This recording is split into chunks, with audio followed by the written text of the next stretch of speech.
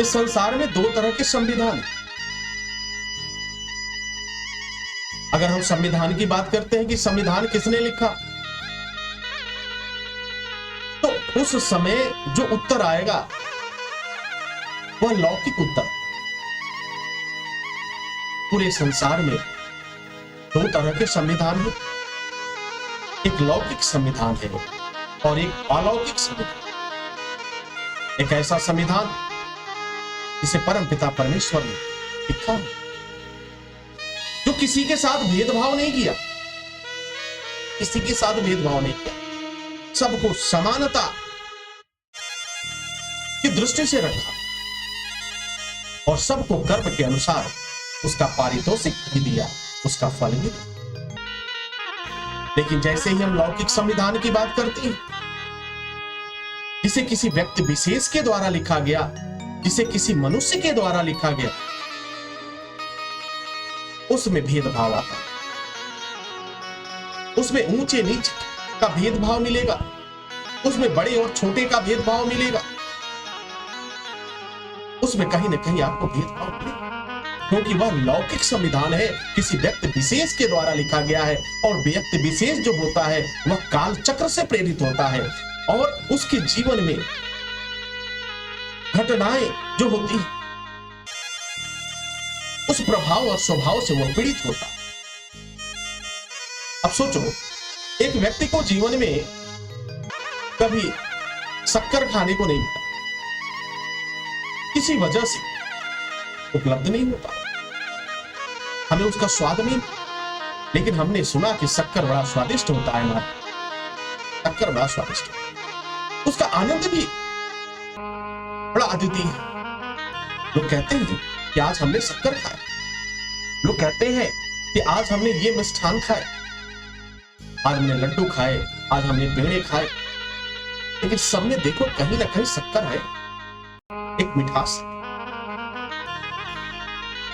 तो एक व्यक्ति जीवन में कभी शक्कर नहीं खाया और अचानक एक ऐसा पद मिला, अचानक परमपिता परमेश्वर की कुछ ऐसी कृपा हुई कि जहां शक्कर का निर्माण होता था, उसी कंपनी में, उसी स्थान पर उसे पद भी मिला। अब तो दुनिया ने ये सोचना शुरू कर दिया, अब तो भाई किसी जीवन में कभी शक्कर नहीं मिला, अब तो वो बोरी बोरी शक्कर खाता हो, अब तो उसे किसी भी तरह की परेशानी नहीं होती हो, वो तो आनंद से रहता होगा महाराज। तो आनंद, अब तो दुख का नामो निशान नहीं है, क्योंकि अब तो शक्कर का निर्माण वही हो रहा है। लेकिन इसमें भी कहीं ना कहीं विरोधाभास है, क्योंकि जब हम लौकिक जगत को लौकिक आंखों से या अपने इन स्वतंत्र आंखों से देखते हैं, तो अपने स्वभाव और अपने प्रभाव के अनुसार ही इस प्रकृति के प्रारब्ध को ही देखते हैं। परंतु जब हम अध्यात्म के शहर में प्रवेश करते हैं, जब हम अध्यात्म के समुद्र में प्रवेश करते हैं, जब हम सनातन में प्रवेश करते हैं, जब हम सत्य को स्वीकार करते हैं, तो उस समय हमें एक ऐसा संविधान दिखाई देता है जिसे हम अलौकिक संविधान, एक ऐसा संविधान जिसे परमपिता परमेश्वर ने लिखा, और उसी संविधान का एक छोटा सा स्वरूप जो है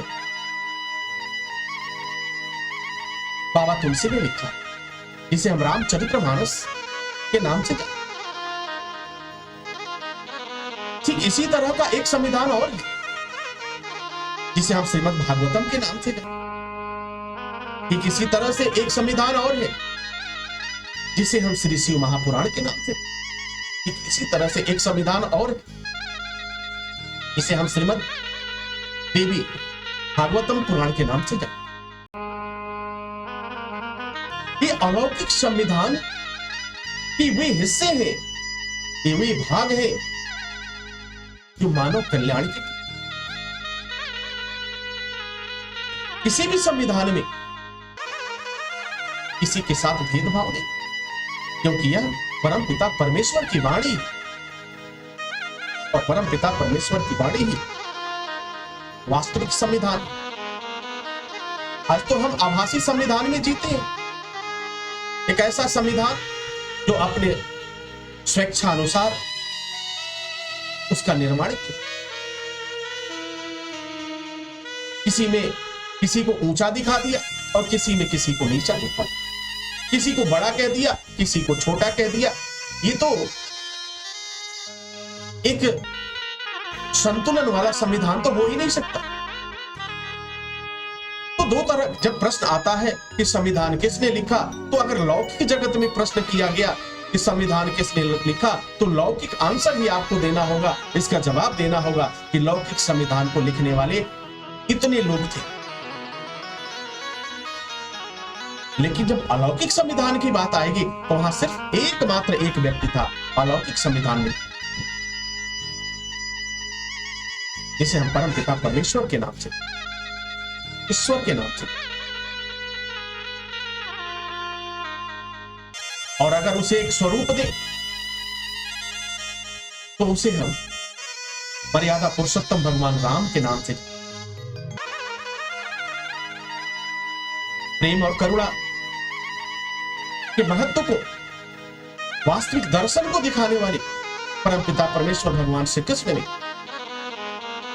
जो लिखा, जो अर्जुन को उपदेश दिया, वह एक अलौकिक संविधान, गीता का उपदेश। गीता अपने आप में शाश्वत सत्य है। गीता ही सनातन है और सनातन ही गीता है, क्योंकि इस संसार में जो कुछ भी सत्य है वही तो सनातन है। सत्य का दूसरा स्वरूप ही सत्य। सत्य को स्वीकार करना, बहुत कम ऐसे लोग हैं जो सत्य को स्वीकार करते हैं, क्योंकि आज तो झूठ को स्वीकार करने वालों की संख्या ज्यादा है।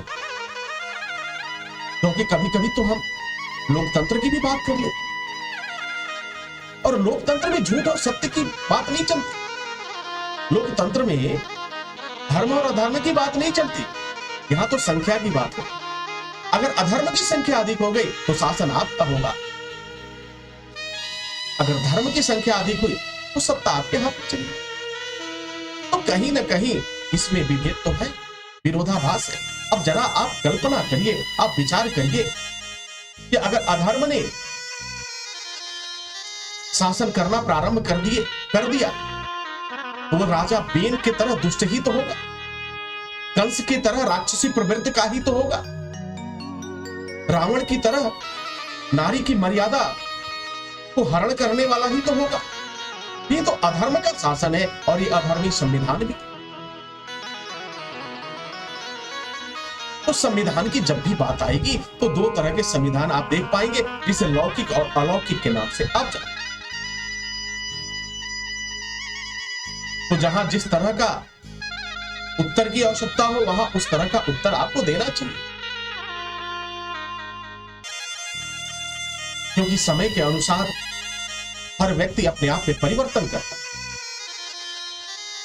एक बात हमें कदापि नहीं भूलनी चाहिए कि जो भी नियम बनाए जाते हैं वो मानव कल्याण के लिए होते हैं, मानव की वृद्धि के लिए होते हैं। मानव को पीड़ित करने के लिए कोई नियम और कानून अगर किसी ने बनाया तो वह कहीं ना कहीं न्यायोचित नहीं, वह पुनः विचार करने योग्य है।